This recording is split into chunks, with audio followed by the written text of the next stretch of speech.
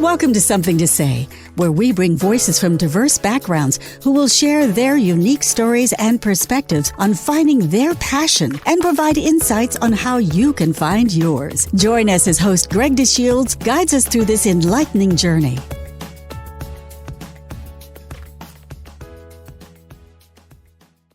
Welcome to Something to Say Podcasts and Season 2. We are a unique platform that amplifies the voices of individuals from various backgrounds sharing their passion. I'm your host, Greg DeShields, and I'm pleased to bring you another episode. But before we bring you another episode, I'm excited to tell you that Something to Say podcast has been nominated for Best Blogger in Philadelphia by Philly Metro Magazine. And we encourage you to vote for us. You can visit us at our website, somethingtosaywithgregdeshields.com, follow the instructions, and place your vote. Voting takes place now through August, so you have plenty of time to support our new season of Something to Say podcast. But getting back to business, I really would like to thank you for joining us today as we welcome Edina Brown. Edina is the principal for Connection Skills Facilitator and is the Vice President of Philanthropic and Community Engagement for the National Association of African Americans in Human Resources, New Jersey chapter. As a former elected official and community leader, she brings a wealth of experience with a collective 15 years in public office, corporate training, and nonprofit board leadership. After witnessing the significant impact that miscommunication can have on a wide range of individuals, from politicians to PTA moms, she chose to focus on science and the art of effective communication. Edina shares adult learning techniques, case studies, and personal stories of challenge and growth. Her goal is to help audiences master the skill of building connections, which in turn can enhance their careers, businesses, and relationships. Thank you so much for joining us. I'm sure you're going to enjoy today's conversation with Edina. And Edina, welcome to Something to Say podcast. All right. So, Edina, I am so excited to do this interview with you. Thank you so much for joining us. Thank you. Thanks for having me. I'm excited as well. So thank you. So, it's funny, we met at one of the NAAAHR events, and it's weird how you just kind of know you're going to be fast friends with someone. And I certainly felt like I became a fast friend. And then I thought about it. I said, okay, so if we're going to do a podcast, I probably need 3 hours to talk to you because you're so easy to talk to. Oh, thanks. But I'm really excited to be able to dive into the work that you do, as well as your role within NAAAHR. And I'm sure there'll be a variety of other things that we'll be able to chat about. So once again, thank you so much for doing this. Thank you. Thank you so much. Yeah, so you want me to get started on NAAAHR? Let me start Well, there. I think maybe I'll kind of adjust it slight a bit, That's because I good. know that you're a busy person, you're engaged with a variety of different business leaders, but for Something to Say, one of the things we like to do is to get to know the individual first. And we find that our listeners get a great deal of enjoyment when they hear you respond to some of our icebreaker questions. So if you're up for it, do you want to start with some icebreaker questions and then we'll move into our conversation? Yes, I do. All right, so let's go all the way back. So what's your Let's go way back. favorite childhood memory? All right. This sounds really dorky and also pitiful, but just reading, to be honest, reading. I can't say like it was that year at Disney. I went to Disney many times as a child, but honestly, my favorite memories are just me reading and like opening up a really good book and getting lost in it. So that really is one of my favorite memories from childhood. Wow. Yeah, It's interesting you talk about reading. I've never been much of a reader, but I've been I'm shy. reading this book. I know. Well, I read, but not necessarily to sit down and like take a book. I just don't have that attention span or I can't sit that long. But I did get the book Blink, which is an amazing book that really helps you get a better sense of how quickly we make decisions and how effective Mhm. we be. Yep. And I promised myself I would only read 3 pages at a time, and I find that I read far more than that. And I think I'm pretty much 3/4 of the way through the book. So I've become very appreciative of the insights and the value sitting down reading. Yeah. No, good, good. I like to hear that. And the reason why I say like it just doesn't sound as interesting to have a memory as being a child that was reading. I mean, I think most of the time people have these grand memories of we went camping, we did this, but I just always liked doing that. And so I feel like it was very soothing and calming for me as a child. So I'm glad that you enjoyed that book. I have that book too, actually. Yeah. I actually love the color of it, and in the book, they talk about you get attracted to things like the marketing of, certain Mhm. products, and it's Yeah. got a very soothing cover, so alright, so let's move a little further. So what was your, biggest failure, and what did you really learn from that experience? Greg, this question's a real humdinger. I mean, I'm gonna be honest, I got so many failures, so many things that I like mess up on. Oh my gosh. Like I wish. I wish it could just be one. That was the biggest. I will say that one of the reasons why I like to talk to people about communication and connecting is I have made faux pas in that area years ago. Mhm. Uh, handling things either too lightly or too harshly. And there was a time in particular where uh, there was someone that I worked with that was they weren't doing the right thing. I'll be honest, they were not doing the right thing. And being from the background of advocacy and policy, that's my personality is to stand up for the right and stand up for the good and the little people. And this was a situation in which I felt I needed to do that because I thought saw things going the wrong way. But I now look back at it and realize I was probably a, too heavy-handed, and B, I could have handled that in a more discreet way. I confronted the person about it, and were they wrong? Yes. Did they admit it? No. It just made the situation worse. So I learned a lot from that experience, that honestly, sometimes people are doing something that's wrong, and we can see a way to handle it. Uh, but to be honest, we don't always need to handle it head on and Mhm. confrontationally. Mhm. That's one of those big lessons. Yeah, one of those big lessons. Yeah. Yeah. It's funny, as we get answers from individuals to that question, it is their clear sight to look back and reflect on the situation, and then to clearly draw that connection about how they would, adapt to that from a learning experience, kind of moving forward. And you get Yeah. smarter than the circumstance itself. It's just the whole thing kinda adds to that level of insight and expertise and knowledge that you have. Yeah, it changes you because you can either get upset about it and not change and try to keep doing things that way, but if you're smart, I'd like to think I'm smart. You come back and you go, "Ah, I could have done that a little better," and even it might take some time to see that part of it, but Right. yeah. Very cool.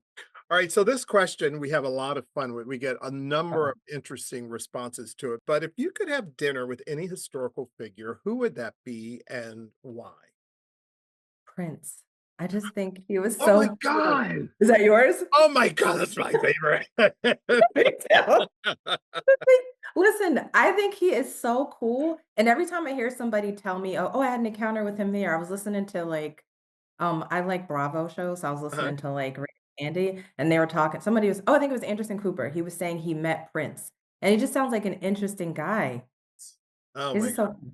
Yeah, I that's would it. have everything from hair to shoes Yes. to clothes, and then, of course, spend forever to talk about music, but you're the first Mhm. person to say that. Really? Oh, he seems like I such a thinker, like, he seems like but he thought a lot. absolutely, and Yeah. the level of excellence that he performed, even in physical and psychological challenges, his, commitment to his craft was just amazing, but it was more about the perfection that always, Yeah.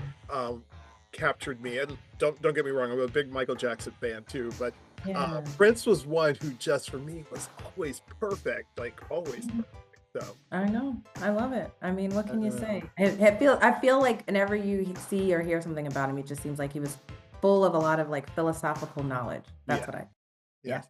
All right. So I want to get a little bit more insightful into your story itself. So, how Mhm. big is your inner circle? Oh, yeah. It used to be really big. I used to let anybody in. I mean, they could be hobbling and skipping. I'm like, come on in. But I learned some years ago, I slower than I would have liked to learn that it should be smaller. I'm a very giving person, emotionally, physically, time, etc. And so now it's very small. So small that I feel like I probably could expand it a little bit more, but, I think it's good right now, though. I've learned so much when I ask that question. Of course, a lot of people refer to it as their kitchen cabinet or their own personal Mm, board, but there was one person who said that they have their own front row, which I thought was really kind I of like neat, that. the Yeah. limited seating that they have. But Yeah. I actually interviewed a gentleman. And maybe he was about 78 or 79 years old, still active in business. And he had talked about similar, he had this really large inner circle. And now in his life, it's really his inner circle is like his granddaughter, Oh, his daughter, okay. his brother. It was real interesting to see how it's kind of evolved as he gets older and it does get a little bit smaller and more tied directly to them. But maybe as a Mhm. follow-up to that, the next question would be who has had the most influence in your life?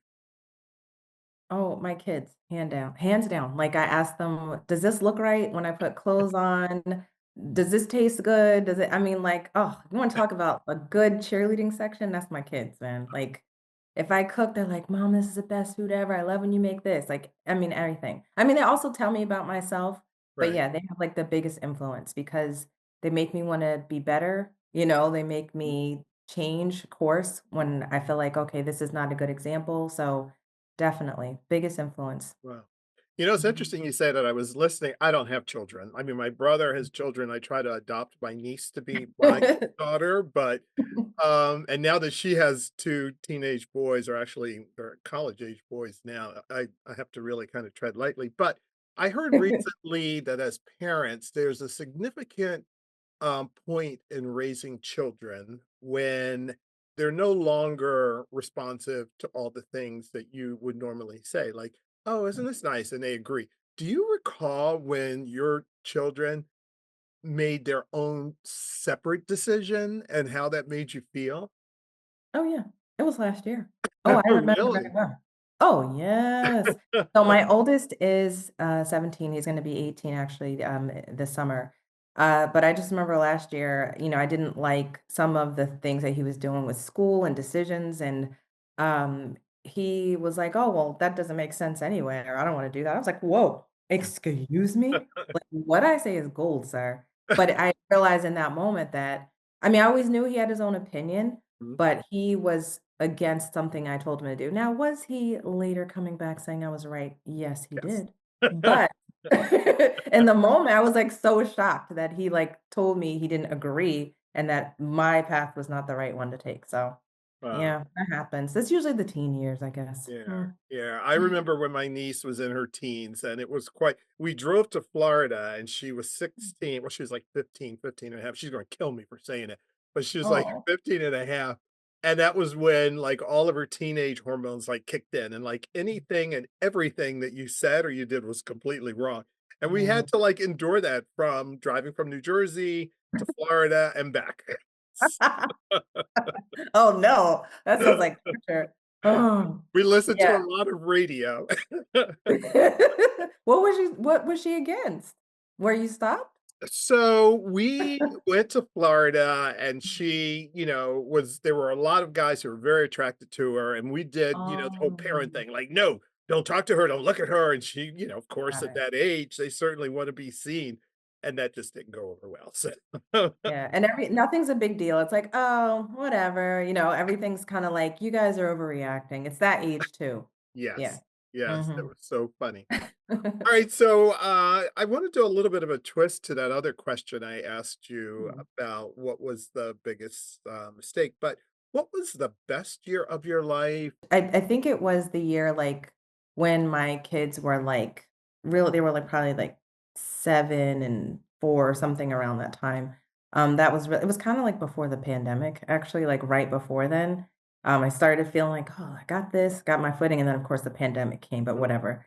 But yeah, it was a fun time. The kids were old enough to, like, really enjoy things and, we could do things together and, could talk a little bit more candidly with them. So, I think that was, like, one of the best years, besides, of course, like, getting married and all that fun stuff, and having them. But having them is hard, so people always say, "Oh, the year I had my kid," but, that was painful and it was gross. So, I mean, beautiful, I don't know, right? People get upset when you say it's gross. To me, it wasn't a pleasant experience. I was sick the whole time, so if you woulda seen it, it was gross.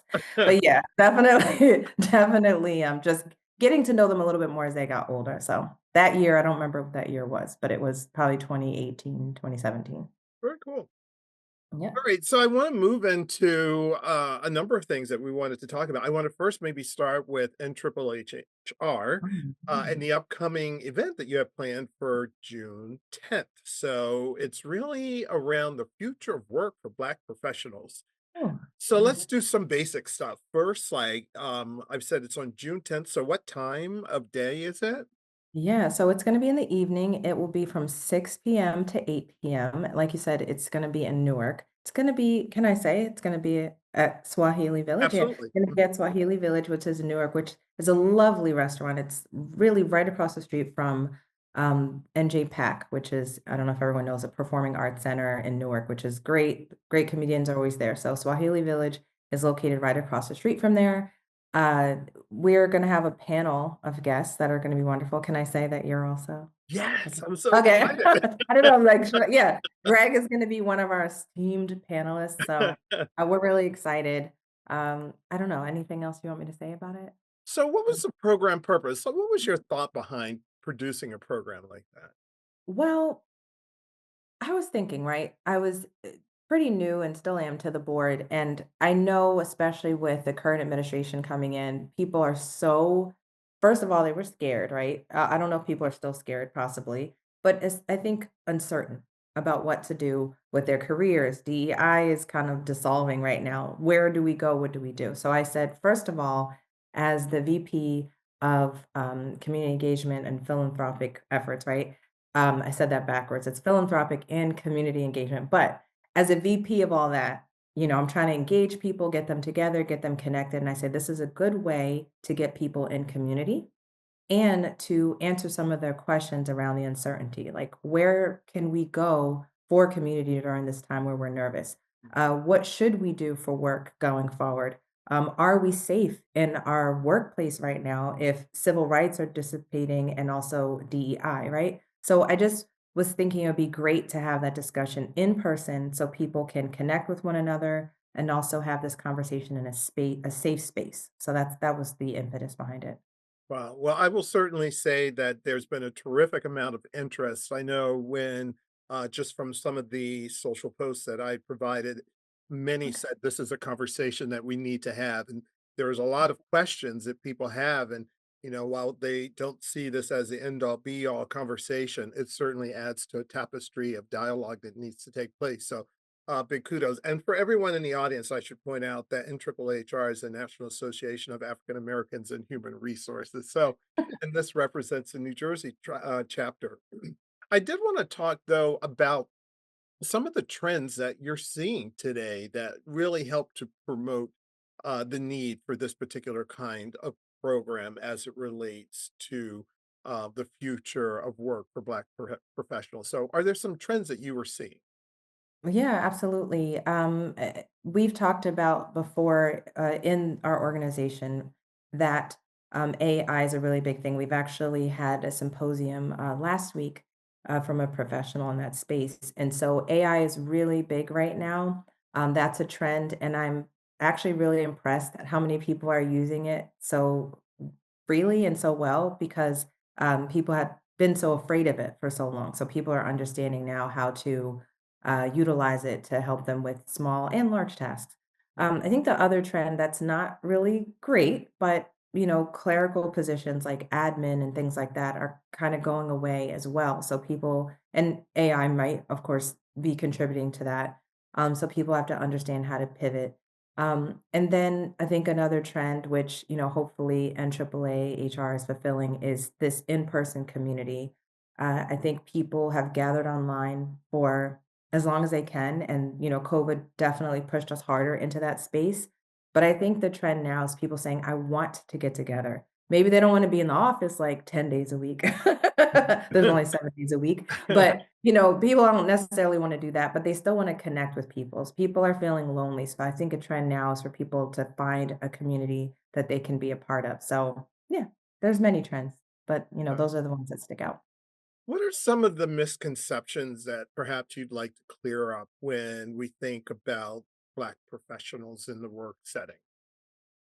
Yeah. Oh, there's so many. One misconception is that Black people are always code switching.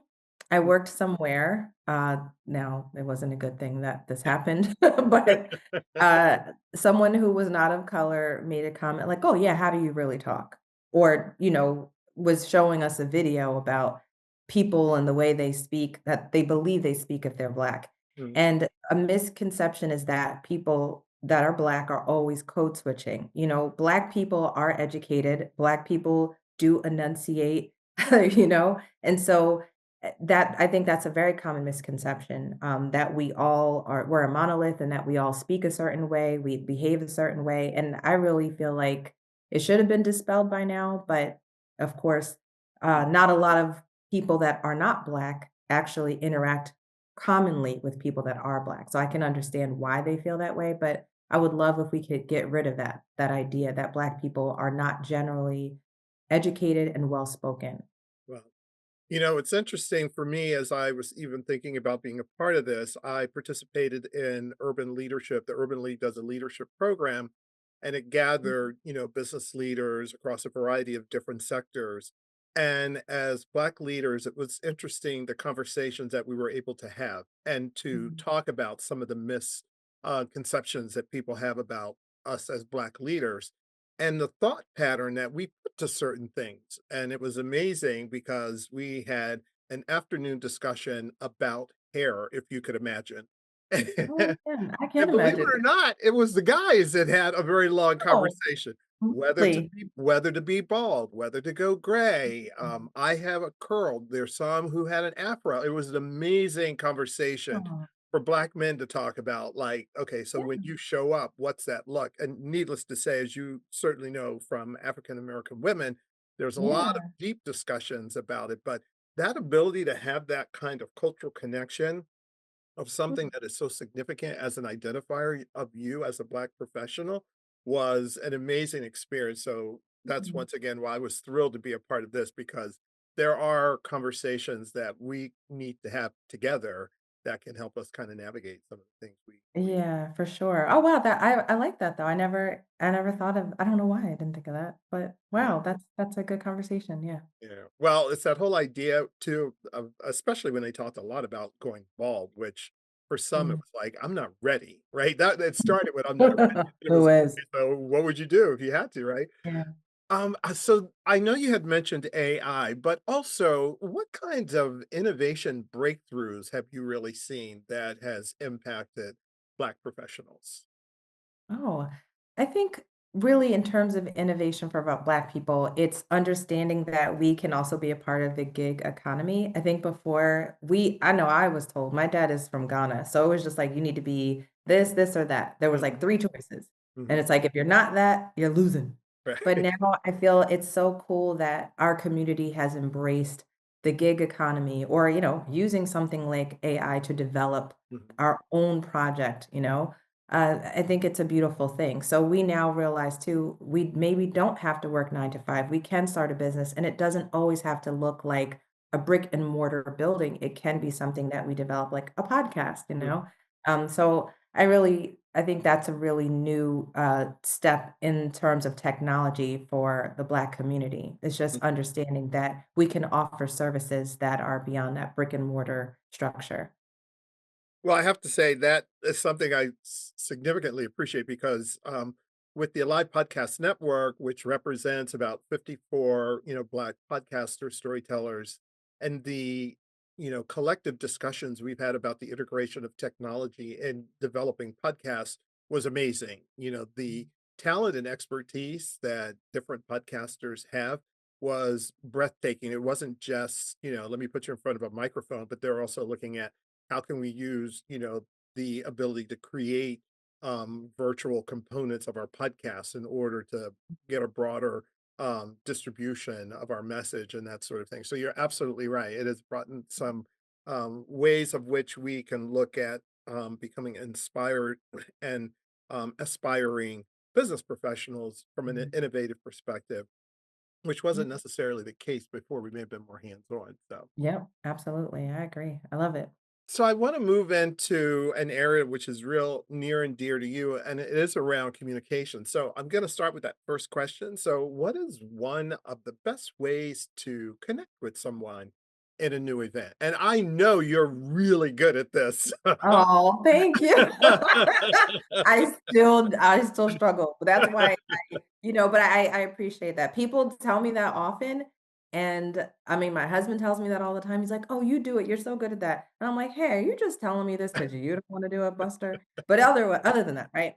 So, one of the best ways is to listen and then repeat what the other person says. I think a lot of times I notice when I go to networking events that people are so busy just trying to tell you everything they're doing and then also trying to look for the next person to talk to. Who has this connection? Ooh, where can I fit in there? That they don't just stay connected in the conversation. So, Mm, like one of the best things to do first and foremost is I don't care if someone is talking about they just planted peas in their garden. mm, Just stick with them. Just say, "Wow, really? Oh, so you planted peas in your garden. mm. Okay. Well, how long did it take? Like, how long is it going to take for them to grow?" And just stay engaged, and I just find people don't seem to do that anymore. Some people are social climbers, some people are a mile a minute, they're like, "I gotta get through this and get." But if we can do that, we are gonna, like, genuinely connect with people, and I'll tell you, Greg, you're good at that too. You're good at we found something when we first met that we both listen to. We found a show that we both listen to, Yes, in yes. common, so, yeah, I think you got it going on already. Well, listen, it's really good insight for those from the audience who try and navigate that. And I think also because sometimes individuals may not know what they really want to talk about.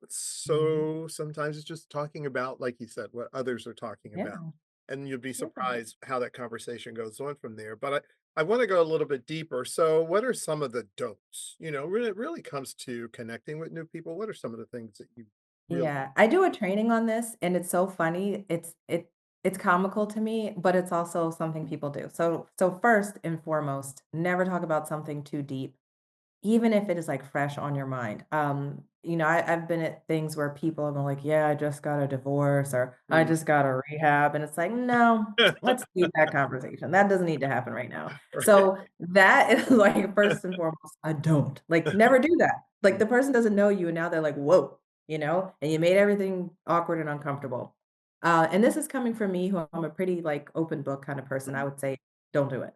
mhm, The other thing is an ask. I want people to understand, don't ask for anything. You can ask for a number, ask for a contact, but don't ask for a sale. Don't ask for a mhm, connection in that first initial meeting with somebody. So if you're networking, even if you know, oh, Bob knows somebody I really want to connect with. Oh my gosh, I'm so excited.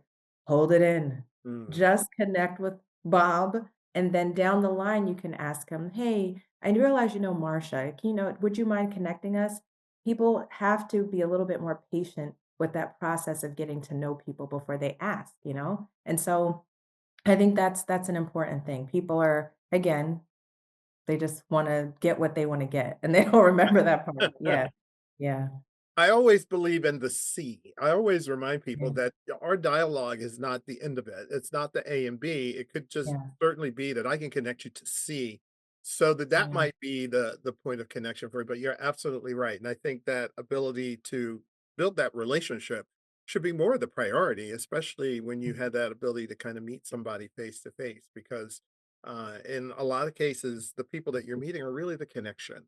They're not Yeah. the final. They're just connecting you to the next. And I think that kind of takes me to the next question. So, what's a good way to maintain a connection with people who you don't see often or you really only know them professionally? I think the best way is just to invite people for coffee sporadically, even if they never say yes. Just invite them to do things. "Oh, I'm gonna be in your area on Friday. Do you wanna meet for coffee? Do you wanna meet for lunch?" Or, "You know what? I was reading this book and it reminded me of you." Just things like that. Now that is something we do for our friends, but we forget people that we wanna stay close with, to do that, or just say, "Good morning." It's kinda simple, Mm, and I kind of organically do that with people, and, I think sometimes I pull back, but I'm like, "You know what? It's okay," right? People need to know that they're thought of, and that is really important for people to know that they're still on your mind, mm, instead of you just pop up occasionally, it's mhm. it's an important thing. So it's really not as difficult as people think. Just say hi, just like, "Hey, how are your kids?" I remember, "Oh, your kids, I saw them, they look so big." Mm, People do that with me, and I feel, "Oh, that's so special, thank you." yeah, I like that. yeah. Yeah. Especially too, because we do have the ability to rely on some of the technology, whether Yeah. it's through how we post things through social media or our ability to just send a quick message to say hi. No connection, just say hi. So, absolutely.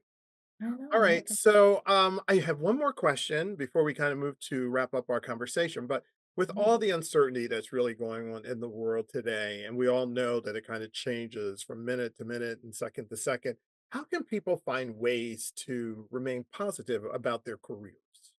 Yeah. I think the first way is to read or consume positive information. I love a good doom scroll like the next person.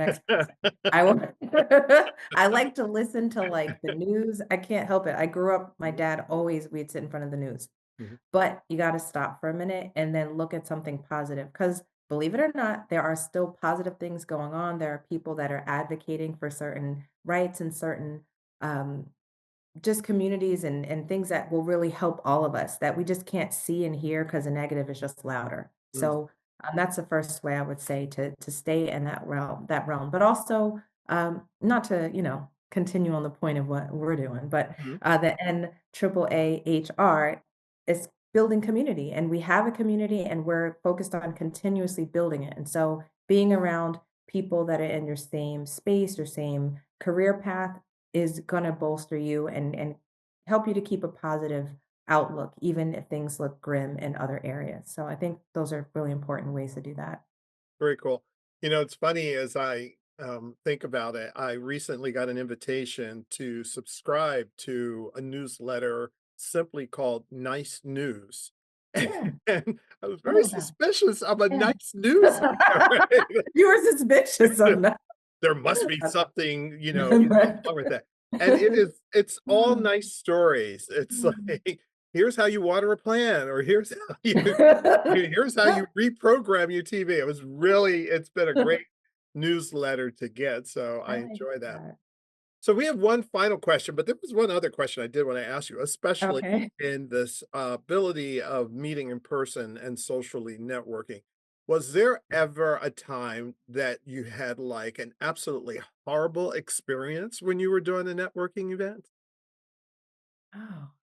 When I was, like, hosting one or just being at one? Just being at one, whether it was Oh, you goodness, yes. dropped your glass of So wine many. or Oh my goodness. I can't even remember all of them. So many. Where do I begin? Oh, the social awkward moments. They go on. Uh, I remember, yeah, let's just say it's not good to ask people what anything about like their physical person. There's been Yeah, times where I've thought someone was, like, expecting. I mean, I've yeah. done it all. Which is why I'm so, like, adamant about teaching people not to do this, because I would be the poster child for that. But, yeah, there's been times where I've done things like that, yeah. So, Yeah. I'll just it's some you don't even wanna hear it. It would just be so bad. So Well, my big tip for people when it comes to those kind of social networking events is to find time to go in, build a small little plate of hors d'oeuvres and have a glass of wine, and find a nice quiet place to enjoy it, Mhm. and then spend the rest of the evening carrying a glass of water in a wine glass. It's a whole lot easier to Ah. network without being obsessed with it. And to be honest, you enjoy a meal when you're able to sit down and be Oh, free of yeah. not trying to juggle. So Oh, yeah. I So agree with now, that. listen, we are called Something to Say. And one of the things we love to Mhm. do at the end of all of our podcast interviews is to ask individuals, what do you have to say? What I have to say is that we all need to work on being more patient and graceful with each other. A lot of the chaos that's going on right now in workplaces, the world, our country, et cetera, and other countries is because we are not taking the time to have grace for one another. If someone is moving slowly in a line, let's just wait. We'll be okay. If someone's driving slow, if someone's whatever it is, if we all just take a moment and have grace for one another, the world will eventually turn into a better place. But we've got to do that personal work first to just be a better person and hold space and patience for others. Well, so well said. And I cannot say just how important it is to kind of consistently hear those messages so often as we Mhm. ask that question. That's really what many of the folks that we interview really want to share. So thank you so much for sharing your Mhm. passion, sharing your insights. Of course, we know we have the Future for Black Professionals coming up on June 10th. But I do want to also say that the insights that you've shared can be very beneficial and certainly help many of those who are in our audience today. So thank you so much. Thank you. Thank you so much, Greg. Be well. So that's a wrap for this episode of Something to Say podcast. And we encourage you to stay tuned for more inspiring conversations with voices of individuals from diverse backgrounds sharing their passion. So until next time, this is Greg DeShields signing off.